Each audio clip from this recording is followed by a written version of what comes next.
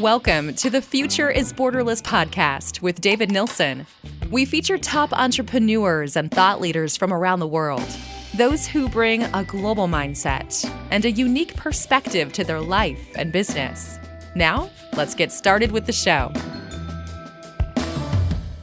Hey, David Nilssen here. I am the host of this podcast, The Future is Borderless. We started this because we wanted to help entrepreneurs thrive in a rapidly changing world. And so I connect with business leaders who have what I refer to as a borderless mindset. And we get together and we share new ideas and innovations, best practices, and different insights that I think could be relevant to the business community. Now, this episode is brought to you by Doxa Talent. Doxa helps businesses to source full-time, highly skilled workers from all over the world. And as a result, these companies can scale faster, increase margin, and improve culture. They provide everything from accountants, sales development reps, virtual assistants, even software engineers to publicly traded companies and small local businesses. If you want to learn how to grow your business with offshore professionals, simply visit doxatalent.com.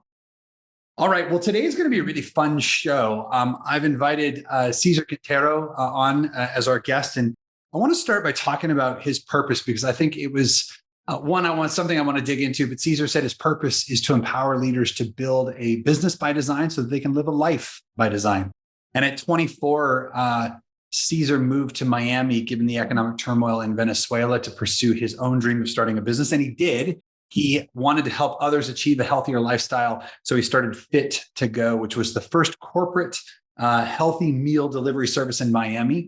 And then in 2013, he founded two different companies, actually, Raw Bar to Go and The Profit Recipe, which is a coaching firm that helps entrepreneurs by implementing best practices for scaling a business through the Entrepreneurial Operating System, or EOS.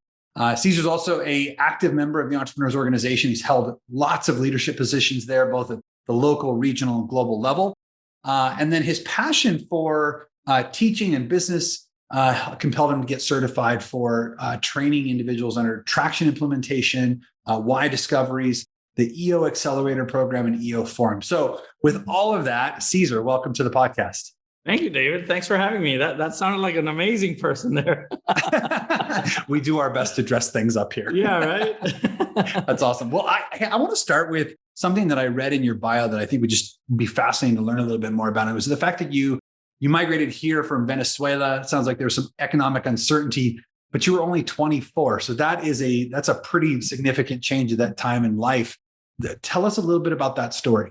Yeah. So, borderless, right? So my father's American. I was born in US, but I lived all of my life in Venezuela, and I went to college there, started my corporate life there with Procter & Gamble. And rapidly the country was starting to go down the economic and political nightmare it is today. I left after the first devaluation and the whole economic turmoil.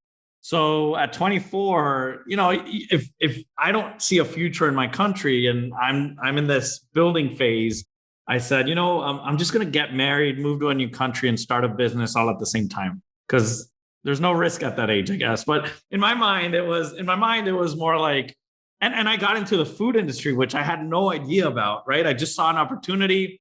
I'm like, Miami is healthy and nobody's eating healthy here, and there's no convenience, and the corporate areas don't have anything healthy around them. So, I saw an opportunity and I just dove in, not knowing the industry, not knowing the market. But mostly I think it was, at 24, you think you know everything, but you know nothing. And I think my ego and my drive, we were, this is 2004. So it's pre-Uber Eats, pre-Facebook, pre all of that. I went door to door and convincing people it was convenient to have your meal delivered, kind of thing.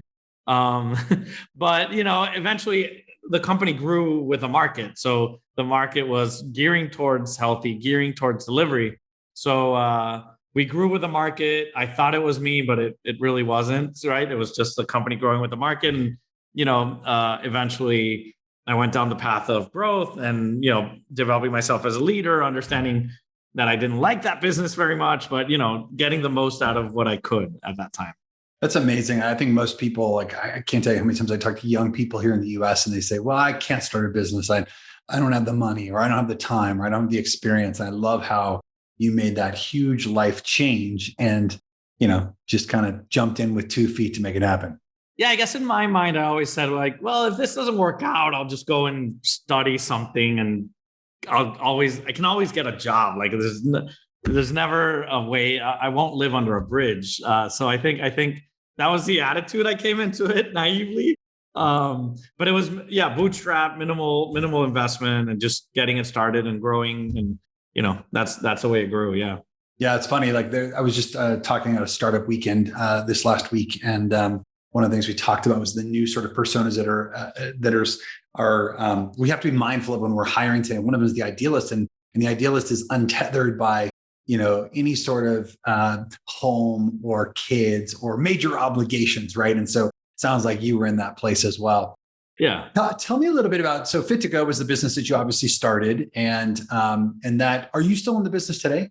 No, I sold that business in 2016. Yeah, and it's a funny story, but I realized by 2012, certain things happened. I got hit with a class action lawsuit. The business wasn't doing the profits I needed. So that was like the 2012 was a year that my life shifted. And I went through a purpose discovery, really understanding what was my true purpose and why I wanted to do what I wanted to do. And then I started implementing EOS within my company to empower my team to take ownership. I started doing profit sharing with my company. I started opening the books. So I started doing a lot more aligned into understanding on the business wasn't just me, it was my team. So I kind of shifted that year, and with my surprise, within a year we quadrupled in profit, doubled in size. People took ownership, and I was less and less in the business. So it was a full transformation of me as a leader as well, of letting go and being able to let go. But it was a transition that was needed, and I think a result of that was that my team was now mentally and owner of the company, right? They had profit sharing. They knew the numbers. They knew where we needed to go. And then I slowly started going down the coaching route. I loved all the things I had done for myself as an entrepreneur. I love doing for others. You read, for passion. I do purpose discoveries. I do EOS. I do forum. So I do a lot of stuff that I went through. And I realized that my purpose was more aligned with people and not so much with the product. And so my team eventually told me, it's like, you're hindering our growth. You're not investing the time you need to invest in the company. You're doing all this stuff on the outside. I was volunteering like crazy, working 1 day a week in the business. So they decided to get an SBA buyout loan and bought me out. So that's at the end how it happened. And thankfully they pivoted before COVID, because imagine being solely a corporate meal company. And that was part of the things that they were saying, the amount of competition, the market was shifting. And I just didn't have the energy to put my creativity into that pivot. Yeah.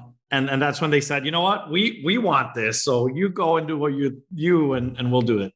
Wow. That's amazing. Like most of the people I talk to, you're the first person that has actually said, at least on this podcast, that I sold to my team. And that's pretty cool. It's pretty cool how you sort of developed a system that gave them hypothetically ownership in the business, and eventually they turned it into real equity. As you think about that experience with this in the rearview mirror, if you were to reflect on that, what do you think are sort of the, one or two key takeaways that you carry forward with you now as you're sort of in these other businesses? Yeah. So, and one of the realities is that my purpose was my people all along, right? So when I went through my purpose discovery, it was about empowering others so that they could live the life they want to live. And that way I could live the life I want to live. Because if I empowered them to take ownership, then I could live the life I want to live, which was more of the coaching life, being outside of the company, volunteering my time and what I realized is that up to 2012, I was focused on product, profit, process, and not people. And I think that shift helped me understand, oh yeah, people is what matters to me. Because I think there's different people that like different things. I know, but for me, it's all about the people. And going through that process helped them gain that ownership. But at the same time, I was frustrated with my business. So it was a win-win in all ways. It's unique, but it's also because it's aligned to what I love to do. But there's a lot of ESOP companies out there. There's a lot of B Corp movements on community and employee engagement. And So I'm very aligned and in tune with those movements because it speaks to me very much. Yeah, I love that. I actually had a guest on here not long ago, Sean Combs from Steelhead, and he was talking about his transition from being a typical entity to a B Corp and starting a foundation, and sort of the way that they wanted to be more socially conscious of the work that they do and places they invest their time, energy, and effort. And I love that. And it's crazy. It sounds woo-woo, right? It sounds like, oh my gosh, it's so good for no, it's the most profitable decision I've ever made. Like it drove profit like crazy as well, because now people were vested into this profit. So it's not only me trying to vest the profit, it's all of us trying to get the profit, you know? Yep. I went from a food industry average of 5% net profit to 12% net profit, right? We doubled industry standards, and that's because the team was vested in it. Yeah. I also think treating people well is important. Take out how it feels, but you're talking about how the performance is there. You know, one of the things in the outsourcing world, which is a business that I've got interest in, you know, the idea of turnover or retaining your team members is such a key number, because in the outsourcing world, the industry standard is 40% per year. Right now, the U.S. is in the middle of a crisis around finding talent, 30%, and it's literally draining everyone's resources because the cost of turnover is literally 9x the monthly salary. So it 100%. It can drain a ton on people. People say, "Well, I can't pay more, I can't provide more benefits," but the cost of turnover could be much more expensive. And actually, in the outsourcing is like the perfect solution for this as well. Not only because you're getting top talent across the world, but you're also what we've discovered is we treat them as employees. They're true members of our team. Not just because they're outsourced doesn't mean that they're contractors and they're on the outside and they're not treated differently. But I think that applies to both outsource and in-source, right? So physical and virtual. 100%, no question about it. Yeah. Let's talk about your the comment in your bio, which says you help people create a business by design so they can live a life by design. And that really actually spoke to me, because my first company, Guidant Financial, our tagline was "Create the life you want." Yeah. So very much in line with sort of this empowerment essence, I should say. But in your own words, like what does it mean to create a business by design, and how does that actually help you create a life by design? Yeah. So I take my journey as an example, and every time I talk to an entrepreneur, I see my journey is not unique. Like every entrepreneur goes through exactly my same journey. They find an opportunity, they start, building like crazy, and then they realize, they need to evolve as a leader, and then they need to build a team, and they need to build a company, and then they need to understand, why the hell am I doing this? Why did I get myself into this mess? And understand the purpose around it. So I think everybody's journey goes through that cycle. What I like to say is, entrepreneurship is what really changes the world, right? And I think you and I align on that. It's not governments, it's not big business, it's entrepreneurship. We're the ones who have the real life experience in the day-to-day with our communities, with our teams. We are the ones who are really able to affect the world, but that only happens if we take the time and energy of our superpowers, of what we're great at and what we're good. Because a lot of us get stuck in the day-to-day mundane, work. And that's not our best use. That's not our superpower. And I think the only way we can achieve that is by creating a business that works without you, a business that doesn't depend on you. A lot of times as entrepreneurs, we think because we start a business or we own a business, we have a job in it, right? And sometimes we're not the best person suited for that job. And having the vulnerability and understanding of, it's not, maybe I'm not the right person for this. Maybe I need somebody else, and bringing that in, but also, developing a business that doesn't depend on you, then that creates more value, that creates more, balance in your life. And then that way you can start living the life. There's a reason we started a business. There's an ideal life we aspired to. Most of us did not want to start a business to have a job, right? And we didn't want to make less money by working more, but we wanted to really create a passive income, a vehicle for us to achieve the life we want to achieve. So that only happens if the business is serving us, not if we're serving the business. So let's talk about the book that you wrote. You wrote The Profit Recipe. And I'd love to hear just sort of what inspired you to write the book, and then what is the sort of thing that you're hoping that people are going to take away from it? Yeah, and I think what I just shared is the thesis of the book. It's a lot about, the entrepreneurial journey and we all go through these 5 stages, and it's really a flywheel effect. If you really think about it, my first business, it took me 7-8 years to get to $1 million. And then, the next 5 years to get to the 2 or 3. My next 2 businesses within the first year was over the million. So because the first time you go through the flywheel, right? It's startup, leadership, team, business, life by design. So you kind of like go through that. The first time is rough. Like, you don't know what you're doing. I didn't know what I was doing at all. 24, a new industry, understanding my core target, my market fit, building a team, establishing myself as a leader, building that community, all these things. So I talk a lot about the 5 stages, but at the same time is, how do you start building a flywheel effect that once you go through it once, the second, third, fourth time is a lot easier, because now you've gone through it. You know what you need, how do you do it, your superpowers, your weaknesses, where you need to plug in those things. So it just makes it easier to go around and around. So it's not a book you read cover to cover. It's more of a where am I at? Where am I stuck? Where do I need to go? And I go to that chapter. And if I'm stuck in Life by Design, I go to Life by Design. I'm stuck in. So there's an assessment. You go through the assessment. You understand where you are, and then you move towards that, so you can start implementing the flywheel effect. So a lot of tools, a lot of resources, a lot of experiences, case studies on the different stages, and how do you get to the next one so you can evolve. I love, by the way, that I don't have to read the entire book in one fell swoop. I hate having to read 300 pages to get the 15 that I actually need at the moment. So I sincerely appreciate the way that it was designed. How much of it is related to EOS or the Entrepreneurial Operating System, and how much of it is sort of your sort of way of approaching both life and business? Yeah, I think EOS is captured on the Business by Design, which is stage 4.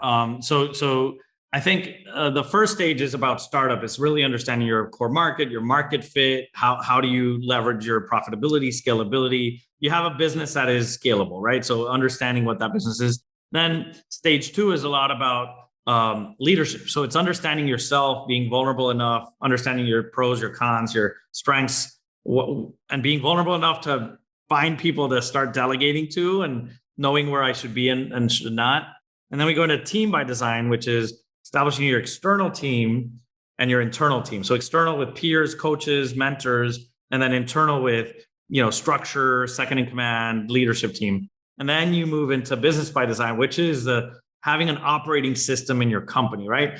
And I don't care, I love EOS, it's simplicity, but I don't care what you implement, scaling up, MAP, Great Game of Business, EOS, whatever you implement, just choose one. Because there's a moment in your company that you need to grow up. There's an adolescence piece that the entrepreneurial messiness just doesn't work anymore. And you need to kind of grow up into a more, structured company. So any operating system can help you do that and establish a clear vision, a clear rhythm of accountability and transparency. And then we move to final stage, which is Life by Design, right? So once I can extract myself from the business, then what is my ideal state? What is my ideal life? Where do I want to live? And typically that moves into a next business, next opportunity. So that's why it's a flywheel. So you go down the cycle. Yeah. So the idea is not to help somebody right now, but to help them ongoing, right? Correct. Let's jump into that a little bit further though, because I think I remember the first time I started using an operating system, and I'll just leave out the name for now. But I think I remember thinking, well, our business is a little bit complicated. It's a little unique. And I just kept taking creative freedom until it was unrecognizable. And then I couldn't use it. And then I re-implemented, actually used EOS. And I found it very, very simple. But again, I kept feeling like, oh, I should make a small adjustment here and a small adjustment there. Which creative freedom should people take to an operating system? Yeah, that's one of my points. Like I hate Franken systems because the reality is the power of what we need is simplicity. One of the top leadership traits, all the great leaders will tell you, one of the most complex things to do is keep things simple, right? And the more we grow in a company, the simpler it is, the better it is, because the more permeant it will become, right? So if we keep things as simple as possible, thus choosing one and sticking to that, right? And then just making sure that everybody does it well, then that would be the best result. I hate Franken systems. I was one of those. I I implemented a bit of this, a bit of that, a bit of this, a bit of that. And it was so complicated. Nobody could keep track. It was just not simple for us to follow. So it eventually, broke down. Yep. That's actually what we realized too, is that we had to become purists and just avoid the desire to sort of make it our own. And entrepreneurs always think we can do it better, right? We can always do things better. We can always improve this. But at the end, there's a proven, long-lasting business fundamentals that it's true for every company. It doesn't matter how unique you are. It just works for every company. So, and most companies go like, no, we're truly unique. It's like, it's the same thing. Let's just make the shoe fit. And that's why people, hire an implementer as well to help you craft that and make it in the purest way, but at the same time, make it work for you. Absolutely. Yeah. Let's talk about people for a second, because, as you could be the best leader in the world. If you got the wrong people in the wrong seats, not much happens. So let's talk about how do you think about that within, running this playbook? How do you know whether you have the right people in the right seats? And then if you don't, what do you do about it? Yeah. So I talk a lot about in Team by Design. It's all about this. It's all about having the right people in the right seats, the right structure. So I think we first need to understand the structure, because a lot of times we have the people, but then we have the people just doing a lot of stuff. And then if we don't have the right structure of understanding who is supposed to be doing this, who has final say, who has final accountability, who has final, who's going there. So structure would be the first piece. But then once you have the right structure, you need people who are aligned to your values, to your vision, to the way you do things. Because the reality is they're the voice that your customers will see. They're the face, they're who represent the company. And at the end, it needs to be a good fit. So when we talk about right people, it's people who fit your values, who fit your culture, who do the things the way you think they should do things.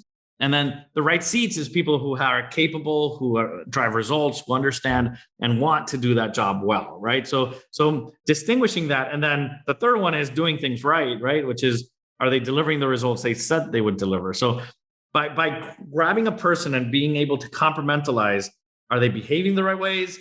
Do they know how to do the job well? And are they delivering the results they need to deliver? That's right person, right thing, right seat, right things. That's how you really need to think about it. And it creates clarity of expectations as well. A lot of our people, they want clarity, and sometimes they don't have it. And I think once the expectations are clear, I don't need to wait for my boss to tell me if I'm doing a good job or not. I know if I'm doing a good job or not, because it's clear. I know my responsibilities. I know my results. I know the things I'm doing. So the detriments, right? And you said it 9 times. If you have a bad apple, who I call terrorists, people who are high performing and low culture, it's really tough, because you have to take a financial hit on results for the betterment of the company as a whole, because these bad apples could really spoil the whole well, right? So we want to make sure that we're not only preaching our core values, but we're living by them, because if not, it just doesn't work. Yeah. How do you help unearth that for companies? Because I think that, once people recognize that that's the case, then it's relatively easy for them to wrap their brain about it. But I think a lot of times people see results and assume that means that this person is a good fit. And so so how do you help bring visibility to that? Yeah. So EOS has a tool called the People Analyzer, and we use a People Analyzer. It's a way where we think about the core values, and then we evaluate what are the behaviors of each core value if this person is. So we really compartmentalize the person in 3 buckets, right? So first we think about values, how they're living those values. Then we think about, the skills they need in that position, the knowledge they need, and whether they know how to do it. And then the results are delivering. So once you compartmentalize that in a clear way, we have quarterly conversations with them every quarter, just to make sure that we're in alignment, that they have clarity of expectations, and that we're delivering on all 3 fronts.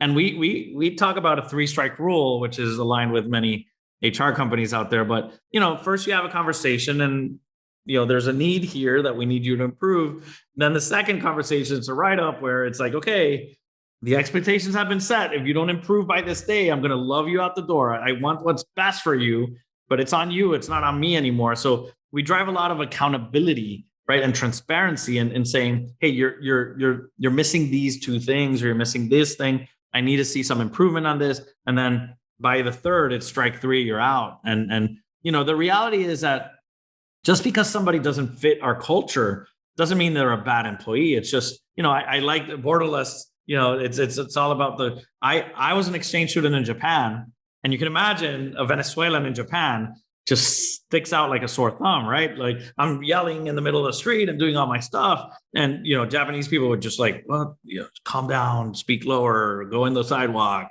do all these things. And I'm like, no, it's like, this is me, this is who I am. And, that's good for me in my country, because in my country, that's normal. But if I go to a different company, a different culture, a different country, I'm expected to behave differently.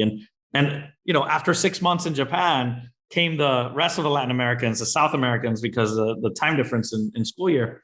And now they were the ones screaming in the middle of the street and doing all these things. And I'm in the sidewalk going like, guys, you don't do that here, right? So I either adapt or I evolve, right? Or I either adapt or I leave, because if not, it just doesn't fit. So the same analogy should happen in our companies, where if somebody's not a good fit behaviorally, they might be a great fit in another company. It's just that they're not the model we want in our company.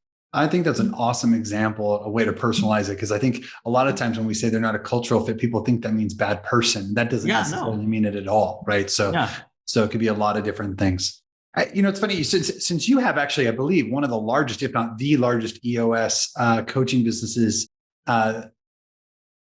period. I guess what I'm curious about is, I guess, two issues. One is, when someone comes to you, are there common characteristics that you see that need to be course corrected? Is there something like when you see someone that's struggling to grow or struggling to sort of break through to the next level? Like, do you see common characteristics? Is there something like in general you would say, man, 50% of them are like X? I would say if your company is between 10 and 250 employees, you're in that phase of growth where you're stop being a mom and pops and you're starting to be you need a little more structure, and it's feeling hard. And every time, I don't know how to delegate, I don't know how to do this. And we're being successful, but in spite of ourselves, right? It feels tough. And I think that's where most of the companies that come to us come for. And what I love about any of these operating systems, specifically EOS, is very targeted towards agile process and all these things, is that it's a wartime system.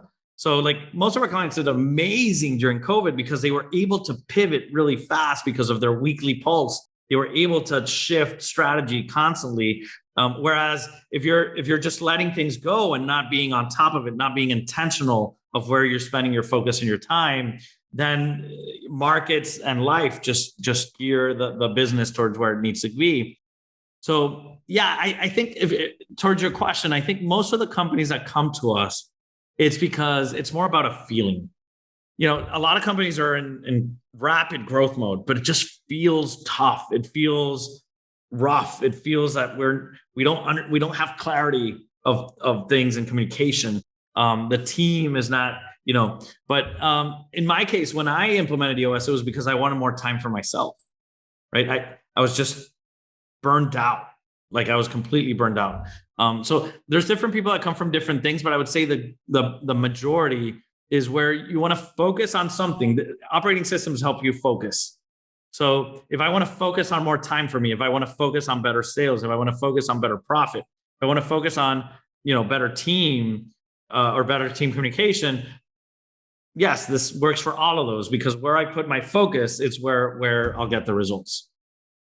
Awesome. Let's transition to your sort of, actually, I want to make one comment here. It's funny because as you were talking about 10 to 250 employees, I was thinking, the process that you guys are creating is one that can be re-implemented to some degree or relaunched inside of a business when it gets to the next phase. Because I remember when we got to 100 people, we had to redesign our org structure, and the kind of people we needed in leadership positions was different. When we got to 250 or 300, again, the same sort of cycle repeats itself. So I love that can be sort of used again and again and again. And I'm sure that you do that with your clients.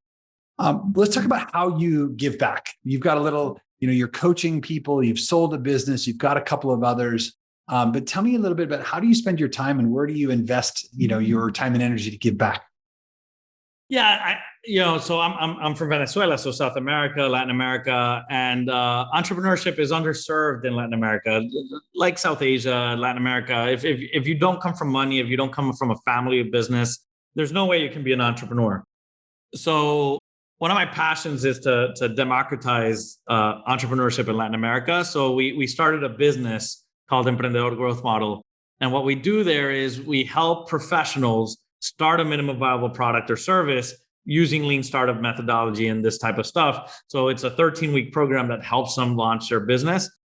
We launched this during COVID. And right now we have over 1,500 students. We have 89 coaches that are helping those students start their business. So a lot of my time and passion is going towards that as well, and trying to help. Because again, entrepreneurship changes the world. So that's one of the main issues in Latin America, is that government just controls most of the centralized processes. So how do we get people to decentralize and really create change through entrepreneurship? So putting a lot of energy and effort in that as well. I love how most of your life revolves around entrepreneurship and empowerment. Is sort of like this theme that's thread throughout. Yeah. And I actually think that's really great, because you want your purpose to be very clear in everything you do. And obviously you're leading a life by design and, walking the talk. Tell me a little bit about what you're learning today. I've always found like the best entrepreneurs are constantly learning. What is it that you're, trying to learn today and improving yourself? Oof. What I'm trying to learn today, let me see, what's the latest? The book I'm reading today, I'm rereading Brené Brown's Atlas to the Heart. It's taking a different meaning for me. It was weird. I didn't know about Brené Brown before, and the more I've learned about her and the thing about congruence and alignment of actions and words and vulnerability has taken a different meaning for me now in my stage of life. So I think that I'm rereading that right now. They just did a 2-episode with Simon Sinek and Adam Grant in the podcast, and that was a class of engagement. They talked about quiet quitting and engagement and all that stuff. So that got me thinking again about that. So it took me back to her book. So yeah, right now I'm a lot around engagement. How do I engage my team better? How do I engage people better so that we can all achieve more? So that's what I'm working on right now a lot. Awesome. Well, we'll leave it there. We've been listening to Cesar Quintero, the author of Profit Recipe. Cesar, where can people go to learn more about the work that you do? Yeah, so they can go to theprofitrecipe.com, or they can go in Amazon. The Profit Recipe is also, the book is on sale there, or at Cesar Quintero at any platform. But yeah, profitrecipe.com is just the easiest one. Awesome. Well, we'll put all those in the show notes for our listeners. And thanks again for being on the show today. Thank you, David. It was fun. Thank you for listening to the Future is Borderless podcast with David Nilssen. Be sure to click subscribe to future episodes so you can hear from more top entrepreneurs and thought leaders. And we'll see you again next time.